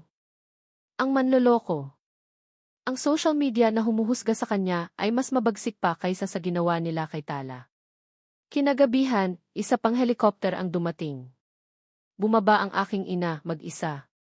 Wala na ang ere ng pagiging donya. Ang kanyang mukha ay puno ng pagod at pagsisisi. Pumunta siya sa kubo ni Tala. Sa pagkakataong ito, lumabas si Tala. Nagkaharap sila sa ilalim ng puno ng yakal. Patawarin mo ako, Hija, sabi ni Doña Beatriz, ang boses ay basag. Nabulag ako ng galit. Nang takot na mawala ang anak ko. Hindi ko dapat ginawa ang mga yon sa'yo. Tiningnan siya ni Tala ng matagal. Walang galit sa kanyang mga mata. Tanging pagod. Tinatawad ko na po kayo, Doña Beatriz, mahinahon niyang sabi. Pero hindi ko po matatanggap ang paumanhin ninyo. Nagulat ang ina ko. Bakit? Dahil hindi ako tropeo na premyo sa away ninyo ng anak ninyo, sagot ni Tala. Hindi ako isang bagay na pwede ninyong saktan at pagkatapos ay hingan ang tawad kapag nalaman ninyong nagkamali kayo. Tao ako. May damdamin. At ang sugat na nilikha ninyo ay hindi mabubura ng isang paumanhin lang. Tumalikod siya at naglakad palayo, iniwan ang aking ina na umiiyak sa ilalim ng puno. Kinabukasan, hinanap ko si Tala. Natagpuan ko siya sa lugar kung saan kami unang nagkaunawaan, sa batuhan sa tabi ng ilog. Naglalaba siya. Paulit-ulit na ipinupukpok ang damit sa bato, na para bang inilalabas ang lahat ng kanyang sama ng loob. Umupo ako sa di kalayuan. Hindi ako nagsalita. Hinintay ko siya. Nang matapos siya, umupo siya sa tabi ko, pinapanood ang agos ng tubig. Mahal kita, Inigo, sabi niya, binasag ang katahimikan. Pero hindi ko mahal ang mundo mo. Ang gulo. Ang mga kasinungalingan. Ang mga kamera. Pagod na ako. Iiwan ko ang lahat ng yon, sabi ko. Nangako ako. Paano, tanong niya. Dala-dala mo ang pangalan mo. Kahit anong gawin mo, Vergara ka pa rin. Laging may anino na susunod sa'yo. At sa akin. Doon ko naintindihan. Kahit anong patunay ang gawin ko, kahit ilang shares pa ang ibenta ko, ang anino ng aking nakaraan ay laging nandyan. Kailangan kong gumawa ng isang bagay na mas permanente. Isang bagay na hindi na mababawi. Lumuhod ako sa harap niya, sa basa-basang mga bato. Nagulat siya. Inigo, anong ginagawa mo? Tumayo ka. Hindi ako tumayo. Mula sa aking bulsa, kinuha ko ang isang bagay. Ang lumang balisong na ibinigay niya sa akin. Ang pamana ng kanyang ama. Hindi ako nag-propose gamit ang isang diamanteng singsing. Hindi bagay iyon sa amin. Sa halip, iniabot ko sa kanya ang balisong. Ang puluhan nito ay nakaharap sa kanya, ang talim ay nakaturo sa aking puso. Heto ang huling tanikala, sabi ko, ang aking boses ay nanginginig sa sinseridad. Kung tatanggapin mo ko, ipinapangako ko sa'yo, hindi na ako ang Inigo Vergara na si. Hindi na ako ang bilyonaryo. Ipinapangako ko, sa harap mo, sa harap ng ilog na ito, at sa harap ng alaala ng tatay mo, na ako'y magiging si Inigo na lang. Isang mag-uuma. Isang mangingisda. Isang mangangahoy. Isang asawa mo. Dito, sa piling mo, habang buhay. Tinitigan niya ang balisong. Pagkatapos, tinitigan niya ako. Ang kanyang mga mata ay naghahanap, sumusuri. Tatanggapin mo ba ako, Tala Domingo, tanong ko. Pakakasalan mo ba ako? Ang kanyang mga labi ay bahagyang bumuka para sumagot. Ang kanyang mga mata ay nagsimulang mamasa. Isang ngiti ang unti-unting sumilay sa kanyang mga labi. Ito na. Ito na ang sandaling pinakahihintay ko. Ngunit bago pa man mailumabas na salita sa kanyang bibig, isang kakaibang tunog ang aming narinig. Isang tunog na hindi nanggagaling sa ilog o sa hangin. Nanggagaling ito sa ilalim ng aming mga paa. Isang malalim, gumagaralgal na ugong. Naramdaman namin ang bahagyang pagyanig ng lupa. Hindi ito tulad ng lindol noon. Iba ito. Mas mabagal pero mas nakakatakot. Tumingala kami sa itaas ng bundok. Ang mga ibon ay biglang nagliparan mula sa mga puno. Ang mga maliliit na bato ay nagsimulang gumulong pababa mula sa gilid ng bangin. Ano yon? Kinakabahang tanong ni Tala. Ang ugong ay lalong lumakas. Ang lupa ay muling yumanig, mas malakas ngayon. Ang mga puno sa itaas ay nagsimulang kumiling na parang mga palito. Landslide. Tala, takbo, sigaw ko. Hinawakan ko ang kanyang kamay. Tumayo kami at sabay na tumakbo palayo sa ilog, palayo sa bangin. Sa likod namin, narinig namin ang isang nakabibinging dagundong, ang tunog ng milyon-milyong tonelada ng lupa, bato, at mga puno na bumubuhos pababa, nilalamon ang lahat sa kanyang dinaraanan. Ang ilog kung saan kami nag-usap. Ang batuhan kung saan siya naglaba. Ang puno kung saan ako muntik ng malunod. Lahat, natabunan sa loob lang ng ilang segundo. Napatigil kami sa isang ligtas na layo, parehong humihingal, parehong nanginginig. Nakatingin kami sa bundok na gumuguho. Ang bundok na nagpagtagpo sa amin. Ang bundok na ngayon ay nagbabanta na kunin ang lahat. Hinawakan ko ng mahigpit ang kanyang kamay. Ang aking proposal ay nakabitin pa rin sa hangin. Ang kanyang sagot ay hindi pa nasasabi.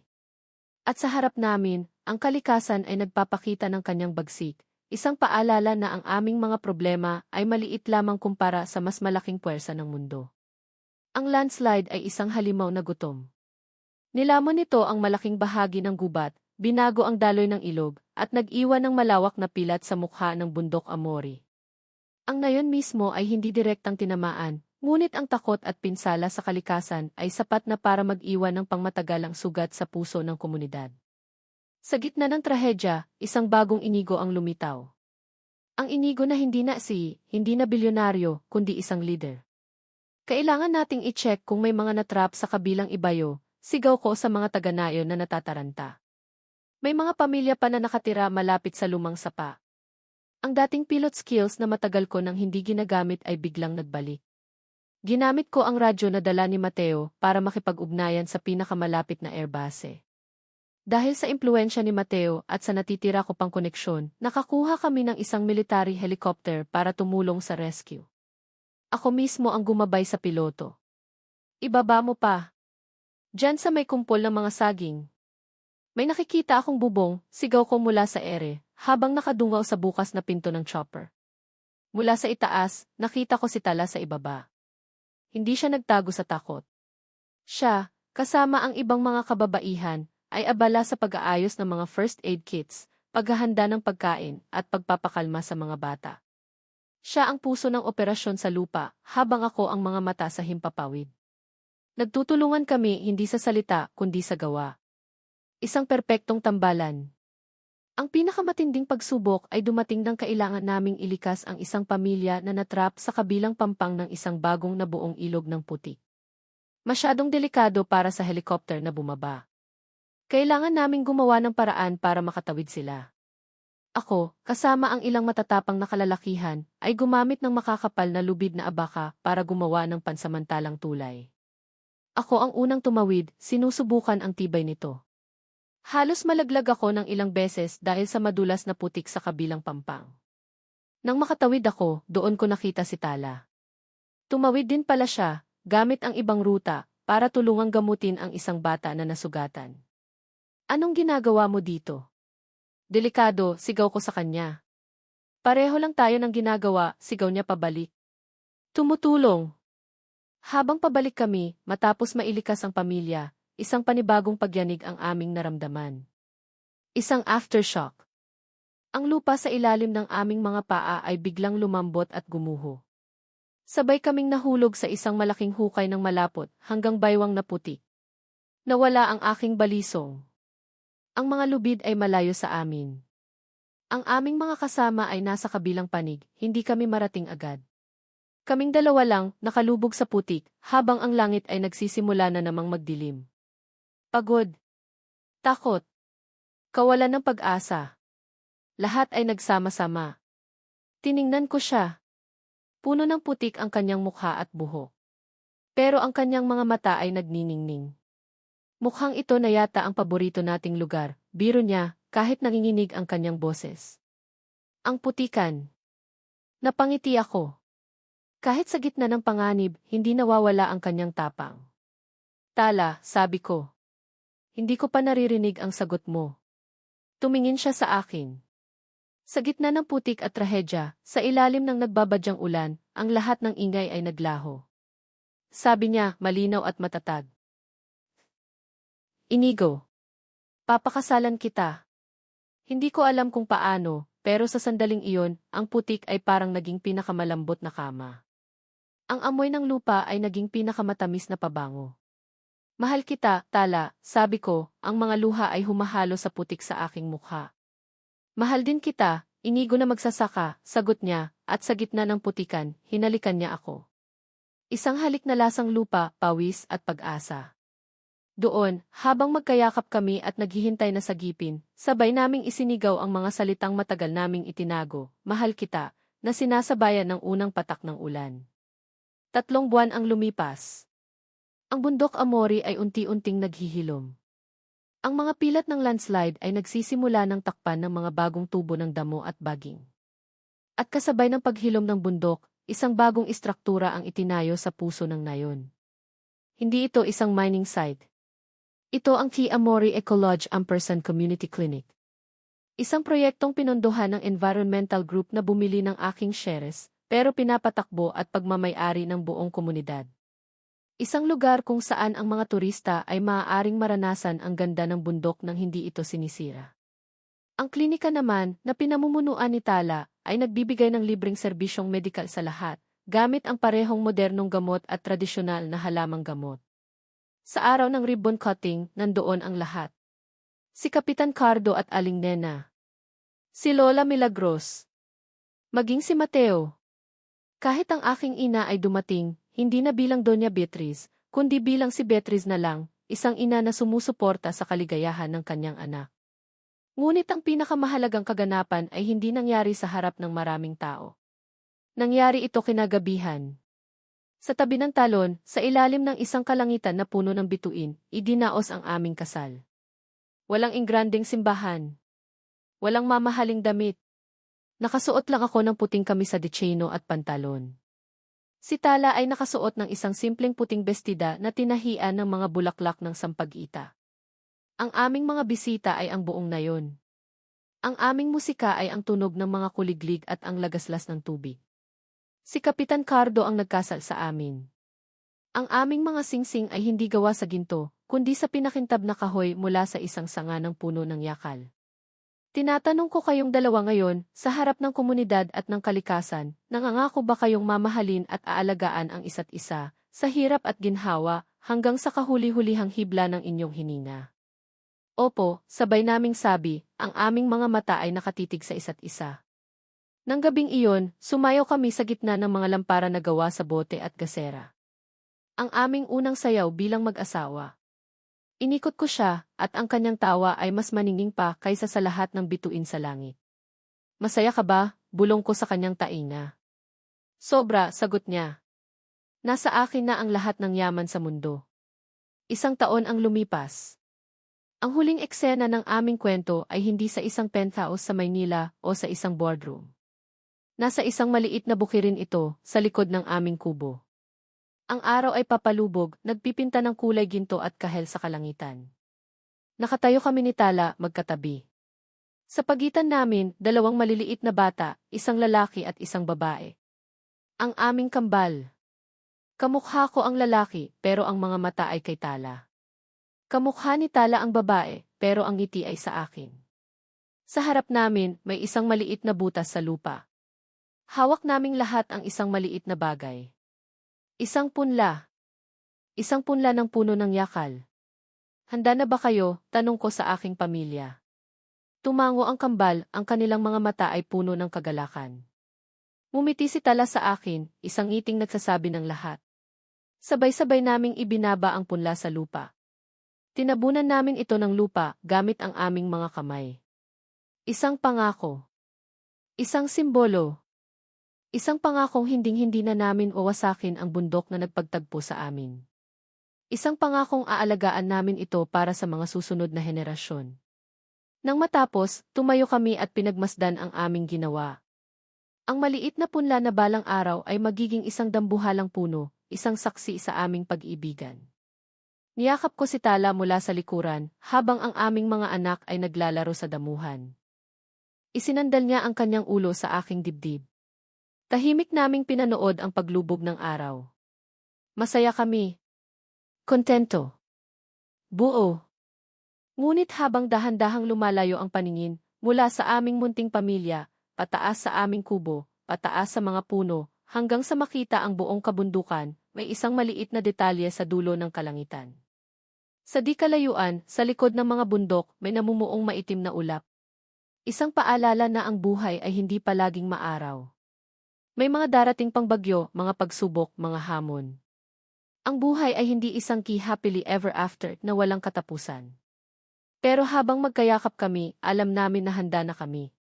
Haharapin namin ang anumang bagyo basta't magkasama kami. Dahil ang aming pag-ibig na isinilang sa pagbagsak mula sa langit ay itinayo sa putik, sinubok ng apoy at baha, at ngayon ay kasing tibay na ng mga ugat ng puno ng yakal na nakatanim ng malalim sa puso ng bundok Amori. Sa aking mga minamahal na mambabasa, kung paanong ang ilog ay matyagang humahanap ng daan patungo sa dagat, ganoon din ninyo sinamahan ang kwento ni Inigo at Tala mula sa magulong pagbagsak hanggang sa payapang pagtatanim. Mula sa kaibuturan ng aking puso, nais kong ipaabot ang aking taos-pusong pasasalamat. Salamat sa bawat minuto, bawat oras na inilaan ninyo upang subaybayan ang kanilang paglalakbay. Kayo ang naging tahimik na saksi sa kanilang mga luha, tawa, takot at tagumpay. Ang pagsulat ng kwentong ito ay isa ring paglalakbay para sa akin. May mga gabing kasabay kong naramdaman ang pagkalito ni Inigo sa gitna ng karangyaan, at may mga umagang kasama kong pinasan ang bigat ng mundo sa mga balikat ni Tala. Naging bahagi sila ng aking araw-araw na buhay. Naramdaman ko ang kilig sa kanilang mga simpleng asaran, ang sakit sa bawat pagkakanulo, at ang pag-asa sa bawat pagpapatawad. Ang pagsulat sa kanilang kwento ay parang pagtatanim ng isang puno, kailangan ng tiyaga, pag-aalaga, at paniniwala na sa huli, ito ay lalago at mamumunga. At kayo, mga mambabasa, ang nagsilbing araw at ulan na bumuhay dito. Higit pa sa isang kwento ng pag-ibig, ang mga bituin sa bubong ng bahay kubo, ay isang paalala sa mga bagay na tunay na mahalaga. Ito ay isang kwento tungkol sa paghahanap ng ating sarili sa mga lugar na hindi natin inaasahan. Isang paalala na ang tunay na yaman ay hindi nasusukat sa pera, kundi sa kapayapaan ng kalooban, sa pagmamahal ng pamilya, at sa paggalang sa kalikasang nagbibigay buhay sa atin. Sana, sa pagtatapos ng kwentong ito, baunin ninyo ang aral na lahat tayo ay may kakayahang magbago, magpatawad, at muling magsimula. Na kahit gaano pa kadilim ang bagyo, laging may sisikat na araw kinabukasan. At higit sa lahat, ang pag-ibig, sa pinakadalisay nitong anyo, ay may kakayahang maghilom ng kahit anong sugat at magpatibay ng kahit anong pundasyon. Ngayon, nais ko namang marinig ang inyong tinig. Ano ang tumatak sa inyong isip at puso? Aling bahagi ng kwento ang nagpaiyak o nagpakilig sa inyo? Sino sa mga tauhan ang pinakanaramdaman ninyo? Huwag po kayong mag-atubiling mag-iwan ng komento at ibahagi ang inyong mga saloobin.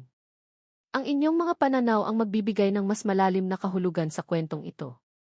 At kung ito man ay nagustuhan ninyo, sana'y maibahagi rin ninyo ito sa inyong mga kaibigan at pamilya, upang ang mensahe ng Bundok Amori ay marating pa ang mas maraming puso. Muli, maraming salamat sa inyong walang sawang suporta. Hanggang sa ating susunod na kwento. Nagmamahal. Ang inyong manunulat.